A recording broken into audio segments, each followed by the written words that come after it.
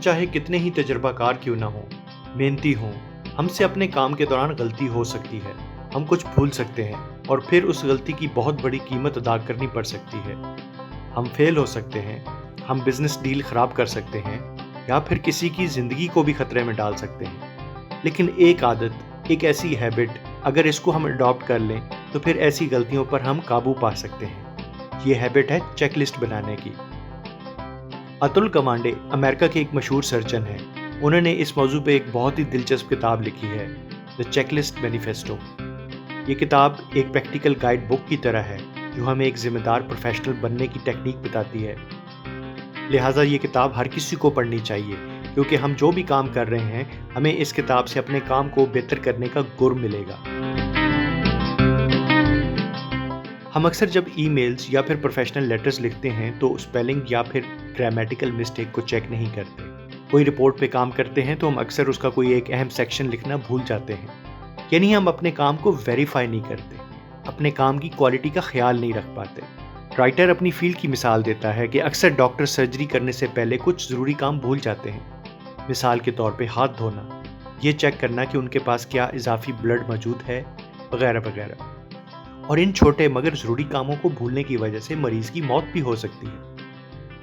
एक रिसर्च के मुताबिक अमेरिका में 1.5 लाख लोग हर साल सर्जरी के दौरान मर जाते हैं और उनमें से आधे लोग डॉक्टर्स की गलतियों की वजह से मरते हैं। और ये ऐसी गलतियां हैं जो कि अवॉइडेबल थी, जिन पे डॉक्टर काबू कर सकते थे।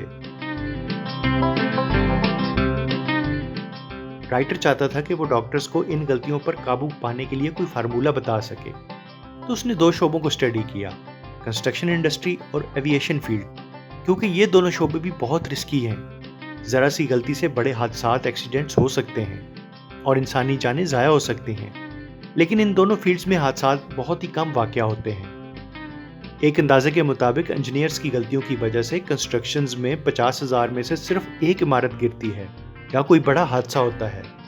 और इसी तरह पायलट्स की गलतियों से हर साल लाखों फ्लाइट्स में से सिर्फ एक को हादसा होता है। ऐसा क्यों है? इन दोनों फील्ड्स में प्रोफेशनल्स ने कई सालों के तजुर्बे के बाद ऐसी चेकलिस्ट बनाई हुई हैं जो हर अहम काम को मुकम्मल करने से पहले प्रोफेशनल चेक करते हैं, ताकि कोई गलती रह ना जाए। एक स्ट्रक्चरल इंजीनियर, चाहे उसका कितना ही तजुर्बा क्यों ना हो, वो हमेशा एक बिल्डिंग की फाउंडेशन के लेवल पर, पिलर्स के लेवल पे और रूफ के लेवल पे रोजाना हर स्टेप पे चेकलिस्ट को सामने रखता है और काम ओके करने से पहले चेकलिस्ट को टिक करता है। इसी तरह एक पायलट, जिसने चाहे कितनी ही फ्लाइट्स ली हों, वह हर फ्लाइट को शुरू करने से पहले चेकलिस्ट को जरूर देखता है और वेरीफाई करता है। 2009 में यूएस एयरवेज की एक फ्लाइट को टेक ऑफ करने के फौरन बाद कुछ परिंदों ने हिट किया, जिससे जहाज के इंजन डैमेज हो गए। जहाज के कैप्टन ने उस वक्त फौरन चेकलिस्ट देखी और उसी चेकलिस्ट की बेस पे उसने क्रिटिकल डिसीजन लिया और जहाज को हडसन रिवर पे लैंड करवा लिया, जिसने 150 अफराद की जिंदगी बचा दी।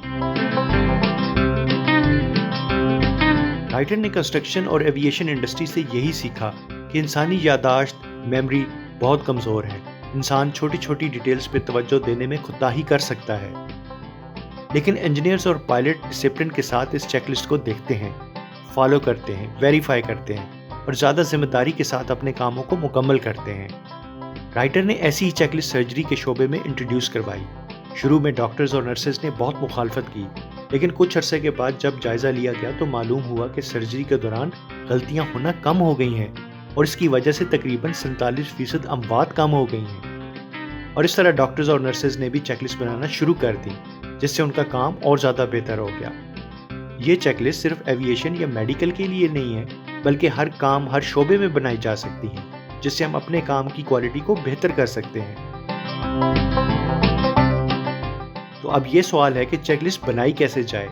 एक अच्छी चेकलिस्ट की खसूसियात क्या हैं? राइटर ये भी हमें बताता है कि अच्छी चेकलिस्ट के 4 अहम जुज़ हैं या खसूसियात हैं। पहला है पॉज पॉइंट, यानी हमें सबसे पहले ये क्लियर करना है कि किस मरहले पे किस वक्त पे रुकना है और चेकलिस्ट देखनी है। अक्सर तो जब हम कोई काम मुकम्मल कर लेते हैं तो उस वक्त चेकलिस्ट देखना होती है कि पिछले अहम स्टेप्स मुकम्मल कर लिए हैं या नहीं। लेकिन किसी बड़े काम के अंदर मुख्तलिफ मरहल पे, मुख्तलिफ स्टेप्स पे भी चेकलिस्ट बनाई जा सकती हैं। दूसरा है स्पीड, यानी हमें चेकलिस्ट को मुकम्मल करने में 1 मिनट से कम टाइम लगना चाहिए। और हमारी चेकलिस्ट के अंदर तकरीबन 5 से 9 किलर आइटम्स हों और ये सब ऐसे काम हों जिसके बगैर काम अधूरा लगे, यानी नहायत इम्पॉर्टेंट और ज़रूरी 5 से 9 कामों की चेकलिस्ट होनी चाहिए।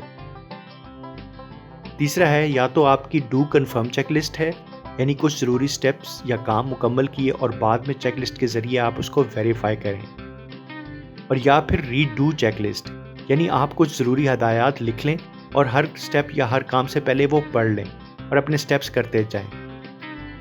तो इन दोनों टाइप्स में से आप खुद देख लें, आप अपना जायज़ा ले लें कि आपको कौन सी चेकलिस्ट कारआमद होगी।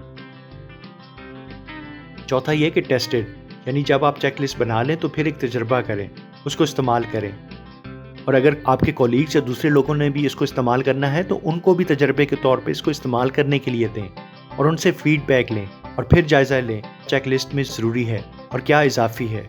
तो इस तरह से आप इसको अपडेट कर सकते हैं और इम्प्रूव भी कर सकते हैं। तो इस तरह अपने कामों की चेकलिस्ट ज़रूर बनाएं ताकि गलतियां कम से कम हों और हमारा हर काम क्वालिटी का हो और हम एक जिम्मेदार प्रोफेशनल के तौर पे काम कर सकें।